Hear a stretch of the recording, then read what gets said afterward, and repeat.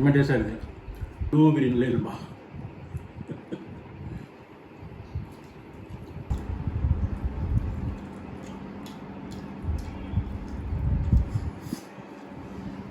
அதாவது இந்த 4 கிலோ நல்லி எலும்பு சாப்பிட்றதுக்கு எனக்கு 19 நிமிஷம் 27 செகண்ட் ஆச்சு. 19 நிமிஷம் இருக்குது. இப்போ அந்த நல்லி எலும்பு வந்து நிறைய சாப்பிட்றதுனால ஆல்ரெடி கொலஸ்ட்ரால் வராமல் இருக்கிறதுக்கு இந்த சின்ன பாட்டில் இருக்கிற டிஎஸ் குடிச்சிடறேன்.